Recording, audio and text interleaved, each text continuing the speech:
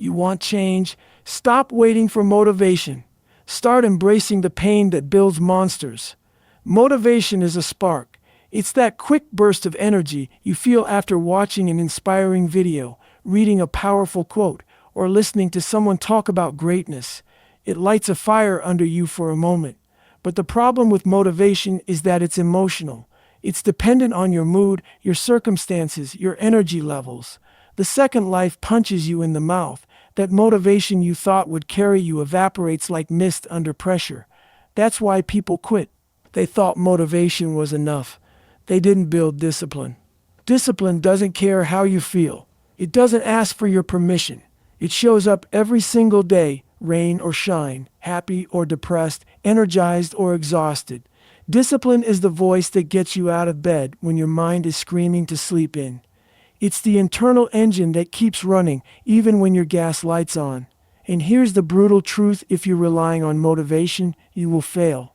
It's not a matter of if, it's a matter of when. Because the days are coming when your body aches, your mind is foggy, and nothing around you is going right. In those moments, you won't feel like doing a damn thing. That's where discipline steps in and says, I don't care how you feel. Get up.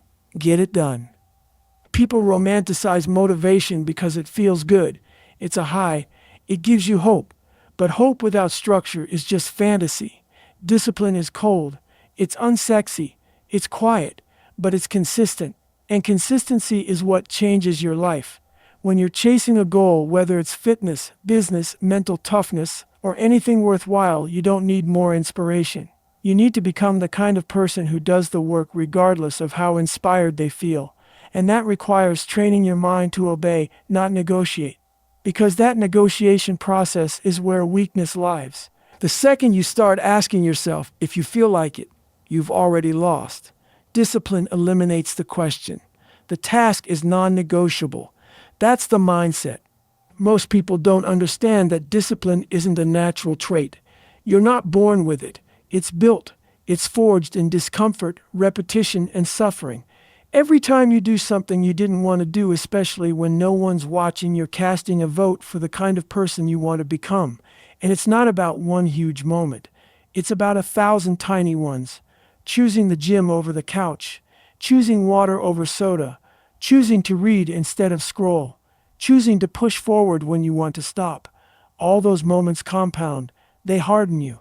They create a version of yourself that no longer waits for motivation to show up, because you've trained yourself to move without it. That's the killer mindset. That's what separates those who talk about change and those who actually create it. Because once you lean into discipline, you stop chasing feelings and start chasing progress. You wake up with purpose, not emotion. You execute your plan, not your excuse. And over time, you realize that discipline gives you something motivation never can control. Control over your decisions. Control over your reactions. Control over your path. Motivation makes you reactive. Discipline makes you proactive. You don't wait for a perfect day to start. You start on the worst days, and that's what makes you unstoppable.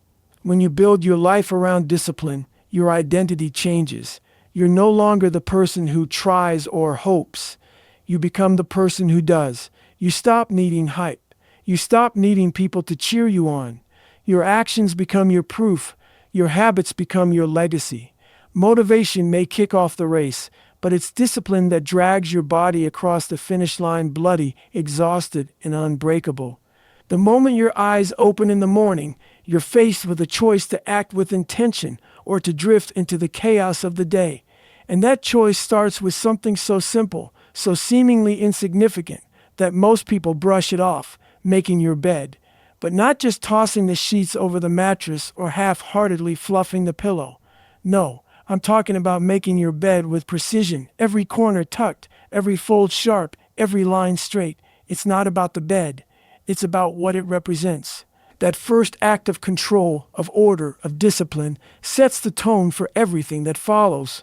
If you start your day by executing a task with total focus and care, no matter how small, you're sending a message to yourself. Details matter. How you do one thing is how you do everything. Sloppiness breeds more sloppiness. Precision breeds excellence.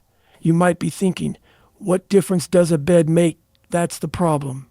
That's the mindset that ruins people before they even get started. You think greatness starts with big speeches, heroic effort, or once-in-a-lifetime moments. It doesn't. Greatness is born in the mundane. It's built in the repetitions. It's forged in the boring, overlooked, everyday choices that 99% of people dismiss as unimportant. Making your bed isn't just about neatness. It's a ritual of discipline. It's a trigger. You wake up, your feet hit the ground, and instead of reaching for your phone or hitting snooze, you start building structure. You're taking chaos and creating order. That simple act, done the right way, gives you a win before the world has even touched you. And that win psychologically compounds. It creates momentum. It tells your mind, I'm in control today. I'm not here to react. I'm here to dominate. Precision is everything. It's not about perfection for the sake of looking good. It's about the intent behind your actions. When you make your bed with purpose, you sharpen your awareness. You train your eyes to see what most ignore. You train your hands to move with care. You train your brain to value cleanliness, discipline, and pride in execution. That's not just about the sheets and pillows. It bleeds into how you eat, how you train, how you show up in your work, and how you approach your goals. If you can't complete a simple task with care, what makes you think you'll follow through on the hard ones? It's easy to say you want success. It's easy to talk about being different. But if you roll out of bed and leave it looking like a disaster, you've already lied to yourself. You've already made the first choice of the day based on laziness, not discipline. You don't make your bed for applause. You make it for you, because you said you would, because you don't operate on emotion anymore. You operate on standards, and when your standard is excellence, even in the smallest things, your entire life starts to shift. Most people spend their lives running from discomfort, especially physical discomfort. They look for shortcuts, hacks, and soft landings. They want results without effort, transformation without suffering. But the truth is, you don't grow when life is easy. You grow when it's hard, especially when your body is under stress and your mind is screaming at you to quit. That's why you need to do something physically hard every single day. Not once a week, not when you feel motivated, but daily. This isn't about building the perfect physique or getting six-pack abs. This is about building something far more important, mental toughness. Every time you push your body past its comfort zone, you're also building resilience in your mind. You're teaching yourself that you don't run from difficulty. You meet it head on and fight through it. That's how you build the kind of grit that doesn't break when life gets brutal. Doing something physically hard every day rewires your brain. It forces you into a space where there are no shortcuts, no cheats, no one to save you. You have to confront your own weakness and fight through it. It's in those moments when your lungs are burning, your muscles are shaking, and your heart is pounding out of your chest that you learn who you really are. That's where character is built, because pain strips away the lies you tell yourself. When you're physically suffering, you can't fake it. You either keep going or you break. And the more often you put yourself in that place, the more you build the capacity to keep going, not just in the gym or on the pavement, but in every area of life: business, relationships, discipline. That's why physical struggle is non-negotiable if you want to live at a higher level. This isn't about running a marathon every day. It's about doing something that makes you uncomfortable. Maybe it's a brutal set of hill sprints. Maybe it's carrying heavy weight until your hands bleed. Maybe it's waking up at 4 a.m. and putting in the reps before the rest of the world even stirs. It doesn't matter what it is. What matters is that it's hard, and you don't back down from it. You don't negotiate. You don't tell yourself you'll do it later. You hit it daily like a non-negotiable appointment with your better self. That's where confidence is born, not from looking in the mirror, but from knowing you've done something hard when you didn't want to. Every day you do this, you're stacking wins, and those wins accumulate into a mindset that doesn't flinch when life gets hard, because you've made hard your home. People wait for confidence to show up. They wait for strength to magically appear. But both of those things are built in the fire of daily physical challenge. When you sweat, struggle, and suffer on purpose, you learn that pain is a teacher, not an enemy. You stop fearing it. You start seeking it. because you know that on the other side of that physical pain is the version of you that doesn't quit, doesn't complain, and doesn't need to be told to go all in. There's nothing appealing about standing naked in front of a freezing stream of water. Your instincts scream to avoid it. Your hand hesitates on the knob. Your mind starts negotiating before a single drop hits your skin. Maybe just today I can skip it. I didn't sleep well. I'll be better tomorrow. That's the exact reason why you have to do it. Cold showers aren't about hygiene. They're not about boosting circulation or metabolic health or any of the scientific benefits you can Google. They're about war. War with yourself. Cold showers are a daily battle against comfort. They're a way to wake up and immediately punch your excuses in the face. When you make the conscious decision to step into discomfort by choice first thing in the morning, you set the tone for a day where you no longer let weakness drive the wheel. When that freezing water hits your skin, everything inside you panics. Your body contracts, your breath shortens, your mind goes into fight or flight. And that's exactly where you train. You train your breathing. You train your composure. You train your mind not to run. Because if you can hold the line in that moment when everything in you wants to jump out and wrap yourself in a towel, you're building control. Real hardwired self-control. You're reminding yourself that you run your body. Your body doesn't run you. You control your reactions. You dominate your emotions. That cold shower becomes a test of your willingness to suffer voluntarily so that involuntary suffering in life doesn't crush you. It's not about being a tough guy. It's not about proving something to the world. It's about keeping a promise to yourself. It's about stripping away every layer of comfort and choosing to start your day with adversity. That cold, sharp, shocking discomfort reminds you that comfort is the enemy. It lulls you into weakness. It tells you everything's fine when it's not. It whispers lies that say, "Take it easy, you've earned it," even when you haven't done a damn thing yet. Cold showers are the antidote to that poison. Every day you get under that ice-cold stream, you kill a little more of the soft, lazy version of yourself.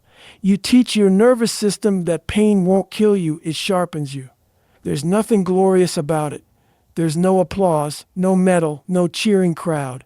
It's just you alone, doing something that most people don't have the discipline to do. And that's exactly why it matters. Because if you can master yourself in that moment, you start mastering yourself in all the others. Cold showers become more than just a daily habit. They become a symbol that you've chosen the path of resistance, that you've chosen to start your day not by indulging in warmth and ease, but by conditioning your mind and body to thrive in discomfort. That's what separates those who live on their terms from those who are ruled by fear and softness. Cold water doesn't just wake you up, it wakes up the savage inside you. Most people lie to themselves every single day and don't even realize it. They wear masks to protect their ego. They dodge hard truths to avoid accountability. And they build a false narrative just to feel comfortable with their lack of progress. That's why journaling the truth isn't just some therapeutic hobby. It's a discipline, a ritual that forces you to face the version of yourself you try to hide from. It's not about writing what sounds good.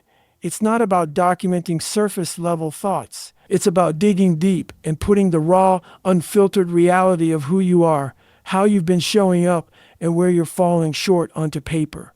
And that process is brutal if you do it right. It exposes every excuse, every justification, every wasted opportunity. You're not writing to impress anybody. You're writing to hold the mirror up and see what's actually there, not what you want to see, not what you pretend is there, but what's real.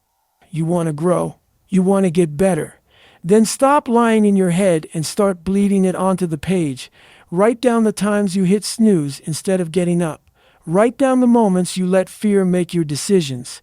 Write down every skipped workout, every broken promise, every time you let weakness win. Don't sugarcoat it. Don't justify it. Just tell the truth. Because only when you confront the real story can you start rewriting it. You can't change what you won't admit. You can't conquer what you refuse to name. That's why journaling is so powerful, not because of what it gives you, but because of what it takes away. It strips you of delusion. It kills your comfort. It removes the blindfold you've tied around your own eyes. It hurts, but that's the point. You need to feel that sting. You need to face the shame, the anger, the disappointment, and own it completely. This isn't about dwelling on your failures. It's about extracting fuel from them. When you write down your losses with complete honesty, you also begin to understand them. You start seeing patterns. You start realizing what triggers your setbacks. You start recognizing the difference between what you say you want and what you're actually doing about it. And when that awareness kicks in, change becomes possible. Not guaranteed, but possible. Because now, instead of reacting blindly to life, you're studying yourself like a project. You're tracking data. You're building self-awareness. And from there, you gain leverage. That's what journaling the truth gives you: leverage over your own mind. It's no longer just about motivation or inspiration. It's about strategy. It's about owning your reality so fully that your next move isn't based on emotion. It's based on cold, hard facts. Don't just write when you feel like it. Don't just journal the good stuff. Every day, sit down and empty the truth onto the page. Not the version you'd post on social media. The version that hurts to admit. The version that makes you uncomfortable. Because that's the version that needs to be exposed and understood before it can ever be improved. The paper doesn't lie. The ink doesn't care about your feelings. And when you make this a daily habit, you build a mindset that's ruthless with honesty and obsessed with growth. You want to become sharper, tougher, more focused, more driven. Then you need to feed your mind like a weapon, not with noise, not with distraction, but with content that fuels your fire. Reading 10 pages of a relentless book every single day isn't just about gaining knowledge, it's about conditioning your mindset. Most people spend their days scrolling through meaningless content, soaking up garbage that dulls their edge and weakens their thinking. They waste hours consuming distractions that make them feel good for a moment, but leave them soft, unfocused, and lost. That's the exact opposite of what you need if you're trying to break through mediocrity and build a life built on discipline, purpose, and performance. Reading the right kind of book, a relentless book, trains your brain to think like a savage. It sharpens your internal dialogue, gives you clarity under pressure, and arms you with the thoughts that turn into action when life hits hard. 10 pages may not seem like much, and that's the trap. Because most people think if it's not extreme, it's not worth doing. But 10 pages a day, done consistently, compounds into an arsenal of tools, ideas, and perspectives that begin to shift how you operate. These books aren't fairy tales. They're not filled with fluff or sugar-coated messages. They're written by warriors, thinkers, leaders, and savages who've lived through hell and come out the other side with wisdom soaked in blood, sweat, and pain. That's the kind of voice you need in your ear daily. Not some watered-down motivational quote. You need to absorb the mindset of people who don't make excuses, who don't negotiate with fear, who don't need applause to stay on mission. Because that mindset is contagious, but only if you expose yourself to it over and over again. When you sit down and read 10 pages with full attention, you're doing more than just learning. You're fighting against the mental softness that's been bred into you by convenience, by passive entertainment, by a culture obsessed with ease. You're carving out space in your day that's dedicated to growth, not physical growth, but mental warfare. You're choosing to listen to voices that challenge you, not comfort you. Books like these don't let you off the hook. They call you out. They force you to take responsibility. They remind you of what's possible when you stop making excuses and start taking action. And day by day, as those pages stack up, your mind starts to shift. You become less reactive, more deliberate, less emotional, more strategic. You don't just think different, you move different. This habit, small on the surface, is massive in its effect. You're not just reading, you're programming your mind for battle, for the setbacks, for the days when nothing goes right, for the moments when no one believes in you and quitting looks easy. Those 10 pages are mental armor. They're reminders of what you said you wanted to become. And when done daily, they become a ritual that says, no matter what happens today, I started with intention, with intensity, and with the hunger to rise. If you're not tracking, you're guessing. And guessing is for people who are okay with being average. Tracking everything, your workouts, your food, your sleep, your habits, your time, your progress isn't about being obsessive.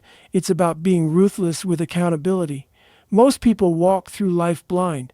They think they're working hard. They think they're making progress. They think they're disciplined. But when you actually measure it, the truth hits hard. You find out you're not training as intensely as you thought. You're not eating as clean as you told yourself. You're not sleeping enough, not recovering properly, not showing up with the consistency you imagine in your head.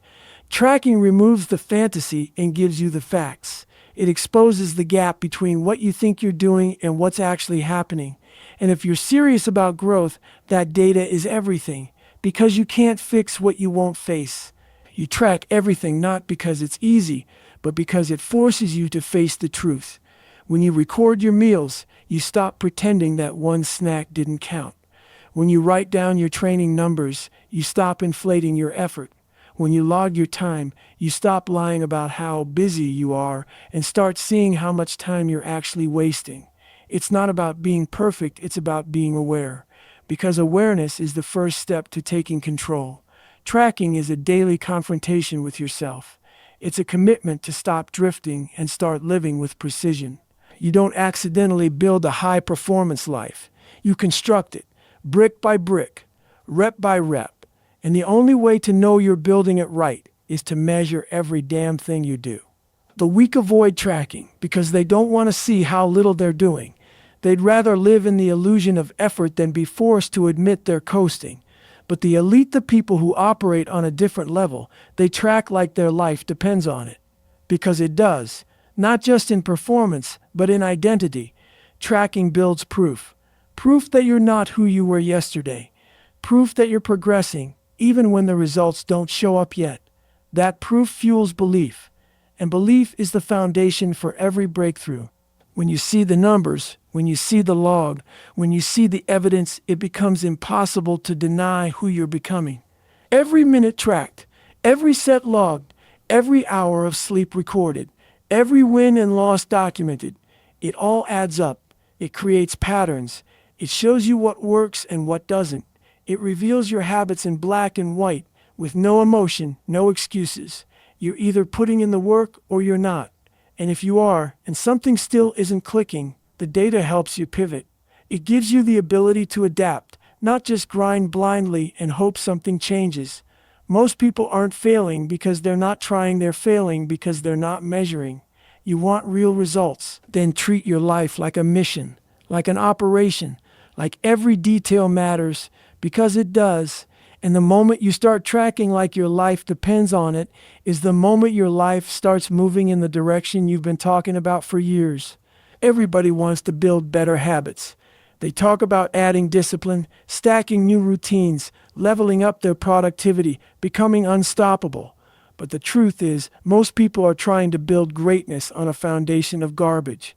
You can't add more strength if you're still holding on to weakness. You can't build momentum if you're dragging the same anchors every day. That's why before you start adding more to your life, you need to subtract ruthlessly. You need to cut out at least one weak habit that's weighing you down. Not tomorrow, not next week, today. And it doesn't have to be something massive. You don't need to flip your entire lifestyle upside down in one day. You just need to identify one habit that makes you weaker, slower, softer, dumber, and cut it out with zero negotiation. It could be something obvious like hitting snooze every morning, skipping your workouts, doom scrolling through your phone for hours. Or it could be something subtle, like checking your notifications the second you wake up, complaining out loud even if no one's around, procrastinating on hard decisions, and calling it waiting for the right moment. These little weak habits seem harmless in the moment, but they're bleeding your time, your energy, and your edge. They're dulling your discipline. And if you've got goals that demand intensity, focus, and consistency, there's no room for them. Weak habits compound. 1 becomes 2, 2 becomes 5. And before you know it, your day is controlled by patterns that serve the lowest version of yourself. That's why cutting one out isn't just symbolic, it's strategic.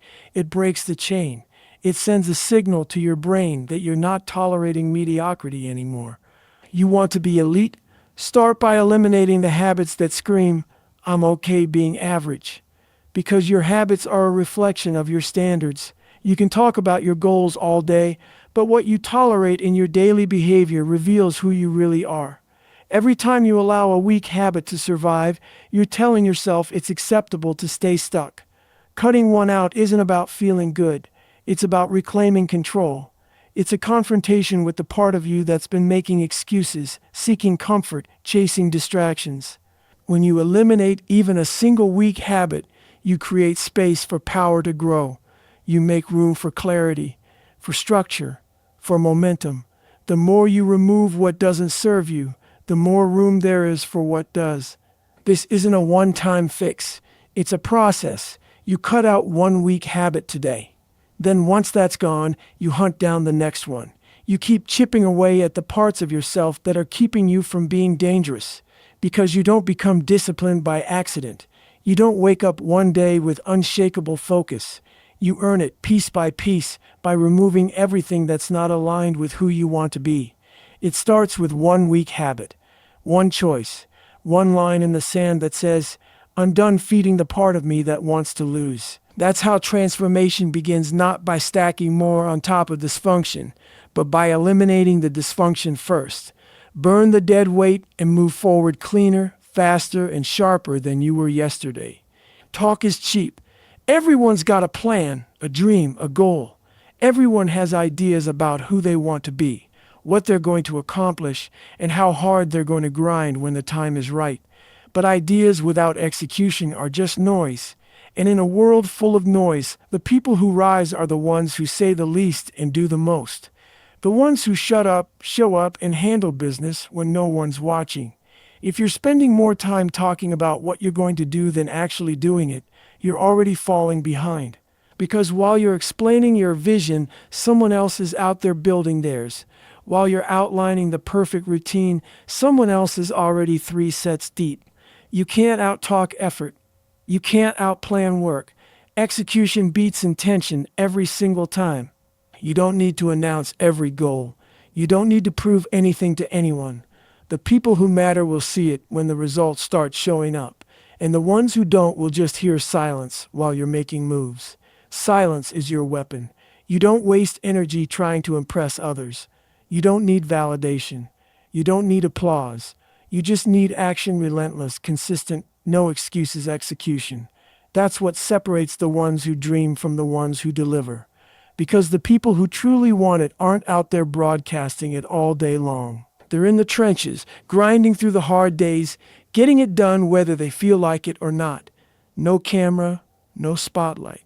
Just raw, dirty work when no one else is paying attention. Talking gives you a false sense of progress. It tricks your brain into thinking you've already done something. You say you're going to get in shape. Your brain gets a little dopamine hit like you actually trained. You tell someone you're going to start a business. You feel like you're already building it. But nothing's happened. It's mental junk food. It feels good for a second, but gives you nothing real. Execution, on the other hand, is pure substance. You don't get a dopamine hit right away. You get soreness. You get fatigue. You get resistance. But that's where growth lies. That's where your character gets carved. Talking won't get you through adversity. Action will. Talking won't build your body, your business, your discipline. Only execution will. This isn't about going mute. It's about shifting your ratio. More work, less noise. More grind, less broadcast. You don't owe anyone an explanation for what you're building. Let your life explain it. Let your results scream what your words never needed to say. And if you're still tempted to prove something with words, ask yourself, who are you trying to convince? The world or yourself? Because if you're confident in your mission, you don't need to convince anyone. You just show up every day and do the damn work. That's where respect is earned, not in what you say, but in what you consistently do when nobody's clapping. Accountability is the invisible force that separates the dreamers from the doers. It's the difference between being a person who has goals and being a person who achieves them. And if you want to see real growth, you need to end your day with it not as a passive reflection, but as a brutal, no excuses audit of your actions. It's easy to get lost in the flow of the day. You wake up with good intentions, you start strong, but then the distractions, the challenges, the setbacks hit, and by the time you're done, you realize you haven't done nearly as much as you set out to do. So, what do? You push it aside. You tell yourself there's always tomorrow. You let it slide, and that's how you stay stuck. But ending your day with accountability forces you to face the truth. No more hiding. No more lying to yourself. You assess your performance with brutal honesty, and you're clear about where you succeeded and where you fell short. At the end of the day, you have to sit with your actions and ask yourself, did I show up? Did I do the work? Did I stay disciplined? Or did I let myself slide into laziness and excuses? Did I make progress, no matter how small? Or did I waste time on things that don't move me forward? This isn't about punishing yourself. It's about knowing where you stand. It's about making sure you close the gap between what you promised yourself and what you actually delivered. If you don't take this time, you're robbing yourself of clarity. You're running on autopilot, hoping you'll figure things out eventually, but without any real insight into your actions or your results. That's how you end up years down the line with no real change. Accountability isn't a one-time event. It's a ritual, a daily habit that brings you back to reality and forces you to keep your standards high. When you end your day with accountability, it doesn't matter how you feel. It doesn't matter if you're tired or frustrated. What matters is the work. Did you execute or did you waste time? No excuses. You check in with your commitments. You analyze how you spent your time, how much effort you gave, and whether you stayed aligned with your goals. The purpose is to eliminate the gap between intention and action. Most people are running on hope. They hope they'll get everything done. They hope they'll stay on track. They hope they'll be successful. But hope isn't a strategy. Accountability is the strategy. It's the clear-eyed, no-holds-barred approach to ensuring that your actions match your ambition. It forces you to hold yourself to a higher standard than what's comfortable, and it doesn't allow you to settle for mediocrity. When you sit down at night to evaluate your day, you're not just reflecting, you're recalibrating. You're asking yourself what you need to improve, what you need to adjust, and where you need to dig deeper. Because every day is a chance to make progress, to get better, to close the gap. But you only get that progress if you hold yourself accountable to it. So before your head hits the pillow, ask yourself, did I earn my sleep? Did I earn the rest? Accountability doesn't care about your feelings. It only cares about results. It's about looking yourself in the mirror and saying, I did my best, or I didn't, but I'll be better tomorrow.